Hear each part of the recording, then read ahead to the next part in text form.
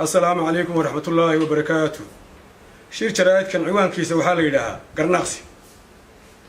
كو وحان لا قرناقسان يا موسى بيحي عبدي وحان لا سومالي لان ما هاد حال إنجليز سومالي لان وادول سوماليا قميسي إنجليز إيا طلياني سومالي ما يهين حد كأهد شيغيسو إيا قا كلا دكتي تدكونا بيلا أيو كلاها ما جرتو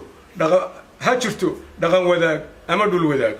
سومالينا مربي هشيسي وحيكو هشيسي إن الدولة كلية يشان مركي دولة دي دحي إيه كدحيسي بربرطي نولي ببيشيسي يقول كي بكسو تشيدي أيو وشرع غبا موسونا رقي سومالي كلا عيدي بعد صفكو هوريك قجرت دادك صور بو هودلي سنة أكبري سبب عدولة دقالنتا ما جرتو وحي سومالي تاي بيهين دادكولي كميديهين مدحوينهودو ومحمد عبد الله فرماجو رئيس الوزراء وحسن علي خير سبب عاد markaas oo lu sheegay ma jirto oday reer Dumcooda magaalada Dumcooda ayaa degi jiray oo gaacood la oran jiray ayaa reerkiisii la yiraahdo rax doonana midhaha baxay markaas uu yiri maanta magaalada muraadsanaya ayna keen ma baxay war ma muraadsanaya markuu magaaladii soo galay ayaa xabashiis weer ka qabatay markaas baala qoriyo wadanka babal qoriyo waaweyn bay saa ugu foorisay oo leeyahay markaas xabashiga 5 daqiiqo ka haray goortii naftiina gooy lahayd gaacood wuxuu yiri midho doonan lahayda waatii midhiisa ka lagu qasbay midho doonan muuse way ka hoos baxday wiilasha meesha ka qaado waatii gaacood Soomaali wixii aad hore ugu geysatay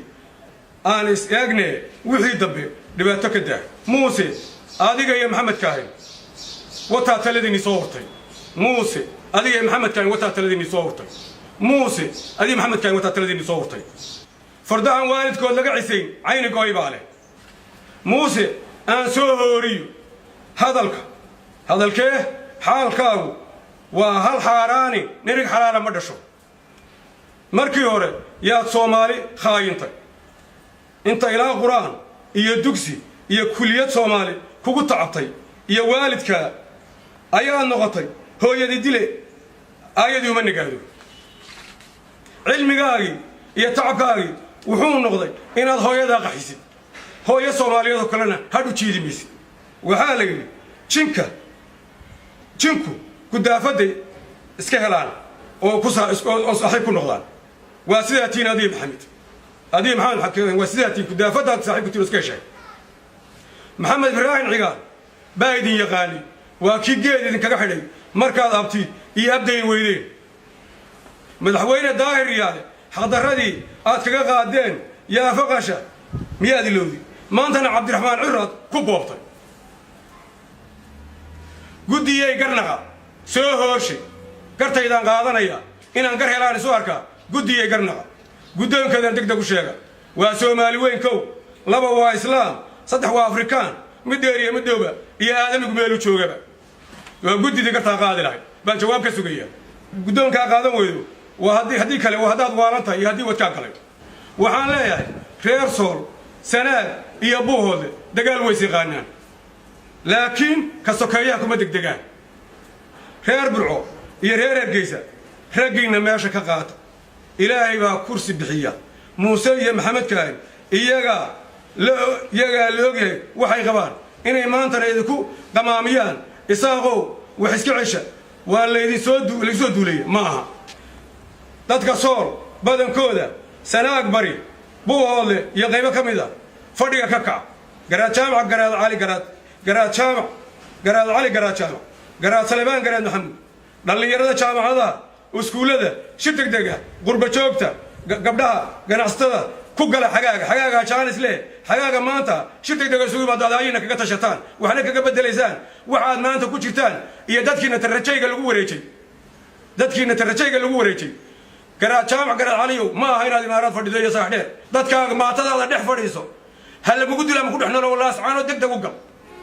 دتك ما ترجعي قالوا ريتي يا موسى ترجعي بقدرنا يا ما أنت لا سبحانه بفتو بقولك كونه يوقف بولا أفتو بهايستا ودوري إنه مدفرش كدكتو هل بقول أحد لدتك هركع دتك قدم كافراد دتك الصوماليين هي الدولة الصومالية دوما نقطة هاي in marna Soomaali la gumaysan maayo naloo dilo marna kala go'i mayso naloo barakiciyo oo weerarna la kala bixiyo idina aadisha naga eegtaan markaati ficil la fuqa dagaalkii banka markuu qasaari ku batay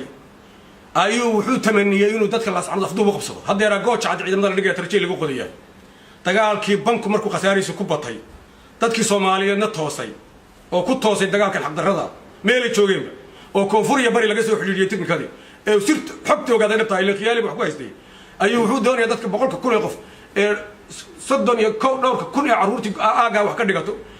inuu afduub u qabsado oo dhigiisu ku furto arrimahaas u isticmaalaya soo kordhay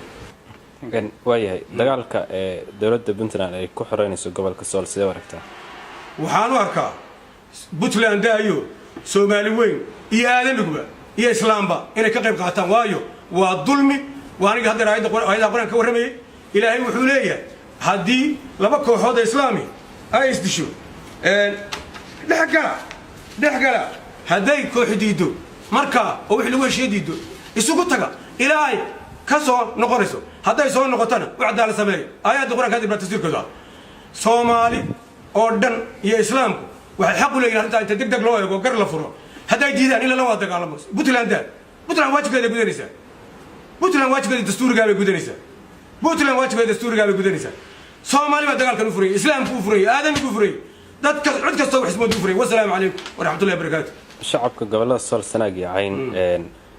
ayaga maxaa soo jeedinaysa inta badan waxaan u soo jeedinayaa war ku noqdo gosoor ku noqdo gudaheeda isugu kaalay wax garadku gudaha isugu kaalay Sool haddii gacanta la gooyo gumudka ahara yaan maatadiina la leeynin oo la xidhinay idinka haleedin laayo maatadu hayno hadho idinka haleedin maatadu hayno hadho maanta waa maalintii Tabuuk Nabi Maxamed inta la gaaday la dilay la dhagxiyay Ilaahay yiri buuraa isugu dhufo oo yiri Ilaahay kuwa dhabarkooda ku jira baan ka sugayaa faraj ka sugaya